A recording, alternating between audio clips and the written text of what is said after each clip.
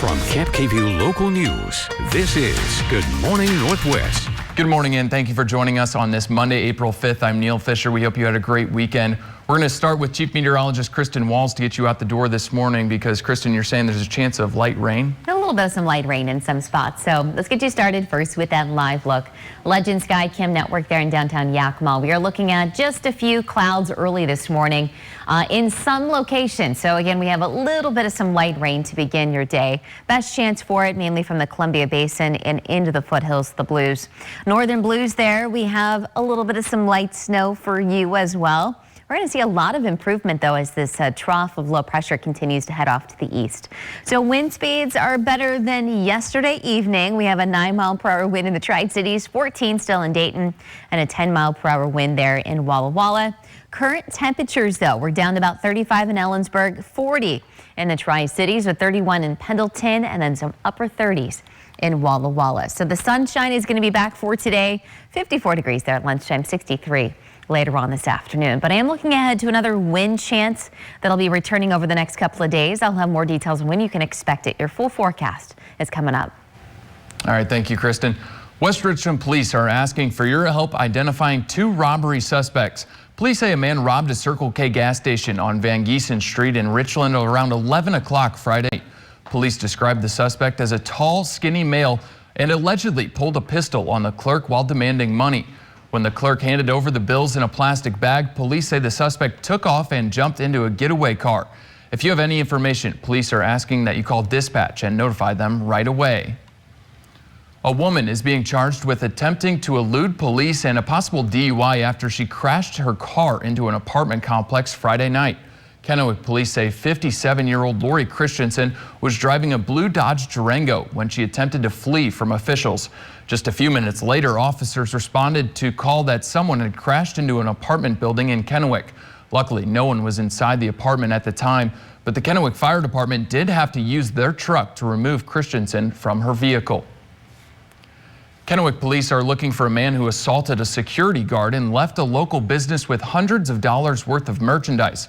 Over the weekend, the man seen here attempted to buy some merchandise at the checkout counter. When he was told the price, he was alleged to have walked out with the items without paying. When he was confronted by security, he assaulted them and left the area. He was wearing a black Portland Trailblazers t-shirt that had the wording Rip City, along with blue jeans and black sneakers. He also has a tattoo on his neck that resembles wings. If you have any information, please contact KPD. The 2 men who died in a suspicious fire were identified by Yakima County coroners over the weekend. According to the Yakima County coroner, the victims were 66-year-old Roger Harrington and 32-year-old Tyler Albu. Each of the victims is said to have passed away due to smoke inhalation. Police told KPVU that several people, including the homeowner, were able to escape the house safely before it was destroyed by the flames. The suspicious nature of the fire is leading local law enforcement to believe there was foul play involved. Police and detectives are investigating the incident as a homicide. This weekend set new records for air travel during the pandemic. Saturday marked the 24th consecutive day that more than 1 million passengers were screened at U.S. airports, according to data from the TSA. Some flyers attributing COVID-19 fatigue and an increase in vaccine doses administered to the soaring travel numbers. In an Easter video message, President Joe Biden and First Lady Jill Biden encouraging Americans to do their part to help get things back to normal. We share the sentiments of Pope Francis, who has said that getting vaccinated is a moral obligation. According to the CDC, more than 106 million Americans have already received at least 1 vaccine dose, and more than 61 million of Americans are now fully vaccinated. Delta is blaming several contributing factors for canceling about 100 flights on Easter Sunday. The Atlanta-based airline says staffing issues related to employee vaccinations and pilots returning to active status are part of the reason. The cancellations come after a record-setting weekend for travel during the pandemic. Delta says it was able to rebook most of the passengers on other flights Sunday, as well as resorting to putting some in middle seats. The airline stopped booking middle seats in April of 2020 to mitigate the spread of coronavirus. Delta's original plan was to reopen middle seats in May, but that could happen sooner if demand continues to increase. Dozens of seniors were surprised Saturday afternoon in Pasco with an early Easter celebration. Volunteers with Clean Sweep Tri-Cities brought homemade cards, balloons, candy, flowers, and handmade hats and scarves for the residents at Tri-Cities Retirement Inn. Some of the seniors say the surprise is a blessing, and others say they're grateful for the company, especially after a tough and lonely year. There's a lot of people that haven't had any family or, any friends coming around to visit them. So that's a great way to bring some brightness in their life.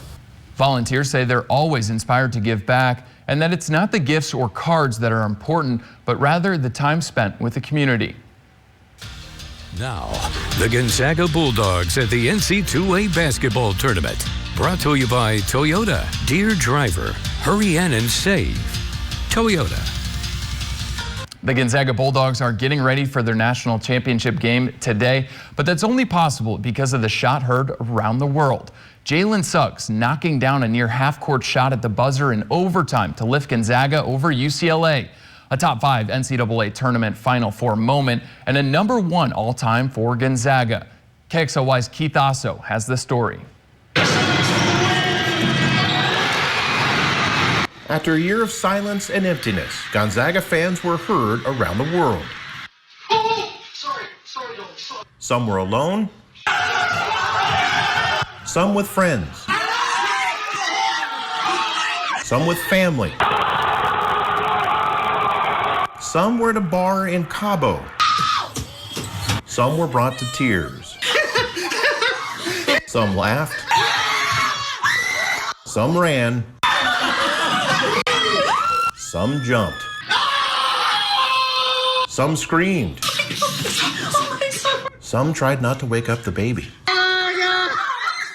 Some with pets. Oh my God. One made the play. But everyone was together in pure happiness and joy. Only sports can do this. Oh my God! Oh my God, he hit it! Thank you, sports. Thank you, Gonzaga. And thank you, Jalen Suggs. Oh my God! Oh my God! What a moment. Gonzaga hoping to provide another moment against the Baylor Bears at Lucas Oil Stadium and the national championship game. The Zags just one win away from history. That game will tip off around 12 hours from right now, just after 6:20. And this brings us to our poll question of the day. Who do you have winning the NCAA tournament tonight? Gonzaga or Baylor? Vote now at yaktrinews.com/vote, and we'll have those results at the end of the show.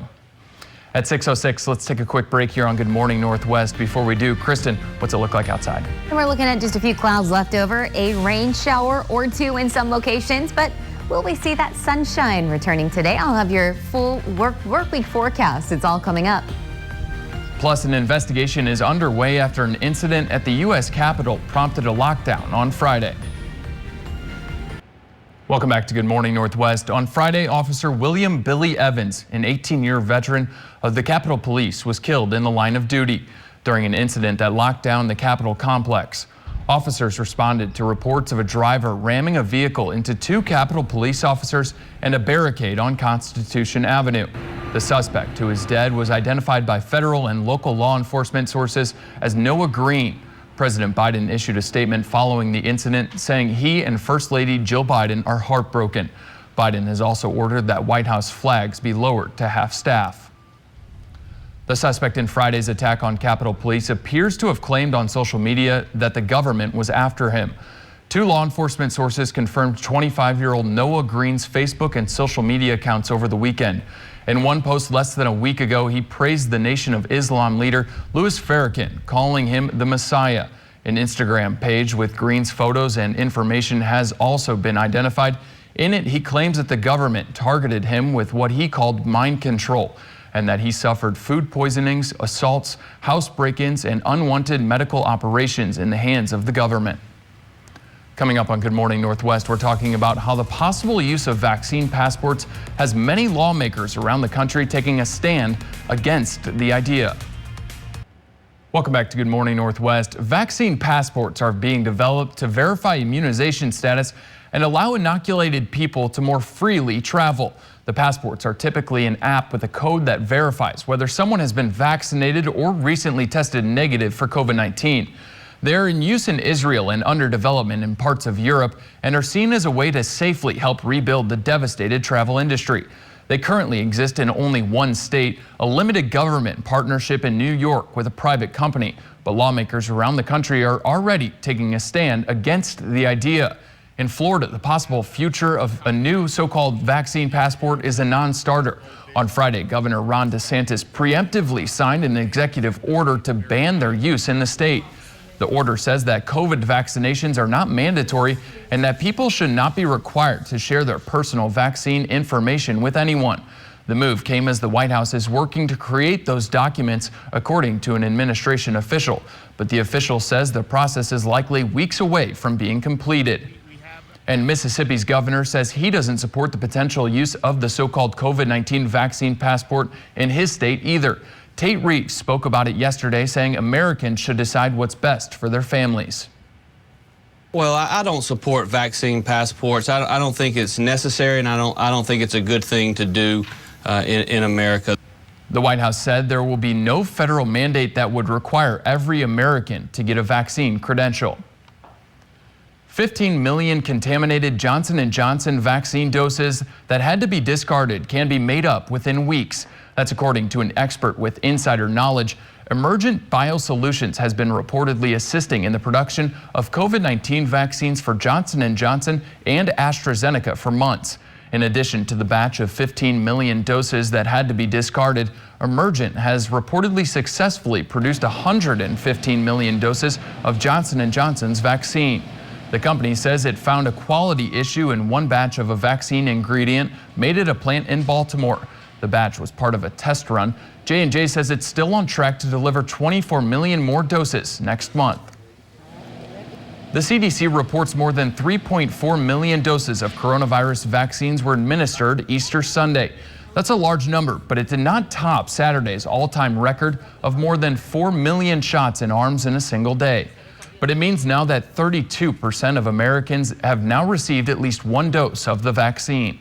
The CDC says about 19%, or 61 million people, have been fully vaccinated. In all, about 165 million doses of COVID-19 vaccine have now been administered in the U.S. to date. Recovery crews have found a piece of the SpaceX rocket that created a massive show in the skies above the Pacific Northwest. The sheriff in Grant County posted this picture on Twitter. It shows the rocket piece that was found on private property in an area about 180 miles east of Seattle. Experts said the rocket broke up and burned as it was returning to Earth last week. That created a spectacle of lights in the skies, and many believed it was to be a meteor shower. But the National Weather Service later clarified that the lights were likely created by rocket debris. The rocket deployed a number of Starlink satellites designed to improve internet service across the globe. Now, KapKVU First Alert Weather with Chief Meteorologist Kristin Walls. Sponsored by Click It RV Tri-Cities.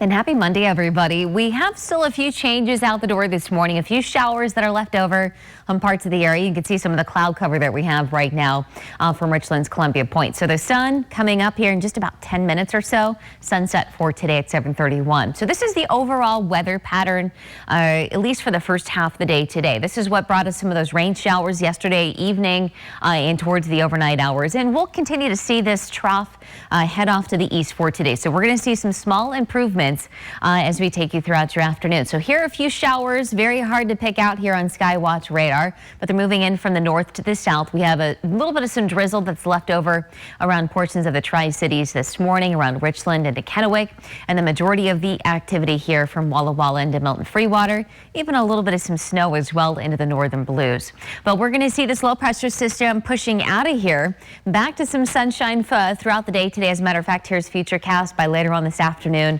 turning mostly sunny. Those winds will lighten up for today as well, with those temperatures in the low to mid 50s, or low to mid 60s, I should say, this afternoon. Back to more sun out there on Tuesday. Then we'll get another system in here Wednesday.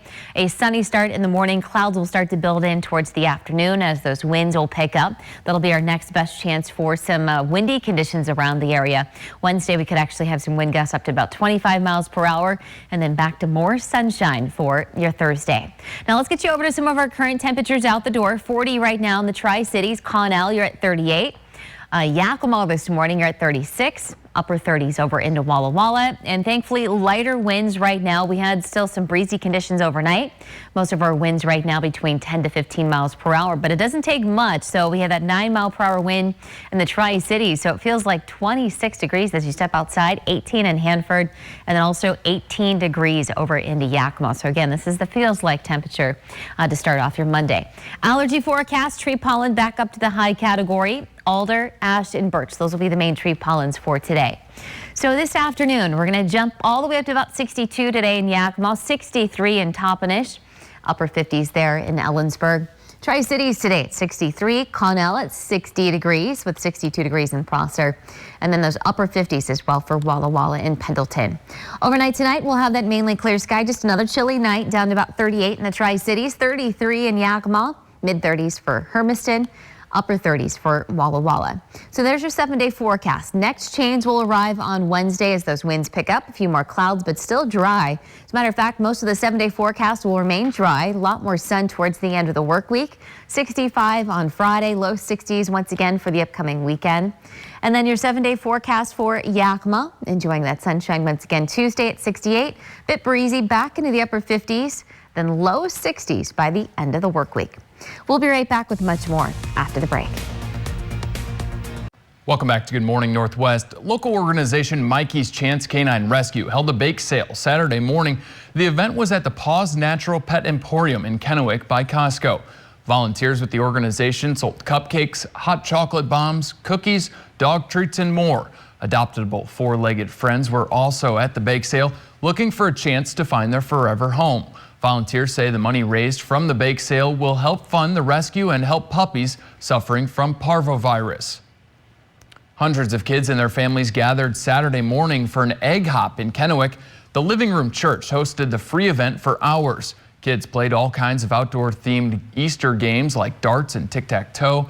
They also made crafts and found candy hidden in eggs in the grass. For many of the families, just being able to be outside and celebrate with others was the highlight of the day. Being able just to be here and see so many smiling faces as families are interacting, being able to get a ton of candy and having so much joy has been phenomenal. We have loved this. Officials with the church say they're hopeful they will host more outdoor in-person events as Benton County continues to move through the COVID-19 phases. Now to get you out the door this morning, here's Chief Meteorologist Kristin with our reason to smile. Yeah, so this isn't a pet photo today. This is actually just a beautiful view. This is from the Cable Bridge. This is last summer. Oh, wow. That beautiful blue sky. The Cable Bridge, it's probably one of the most photogenic bridges that we have. Definitely. Around the area. And when it's at night, when it's lit up, yes. It looks so cool. Yeah, so thank you so much to Rachel Moore for submitting this photo. If you have one that you love to share, you can head over to yaktrinews.com. We have a photos of the day section at the very top there. Coming up on Good Morning Northwest, in what's being called the game of the tournament, Gonzaga pulled off the unthinkable. We're breaking down what's next for the Bulldogs. And at 6:26, we're seeing that sunrise early this morning, starting off with some clouds and a little bit of some rain for some locations. Your Monday forecast coming up during the 6:30 half hour.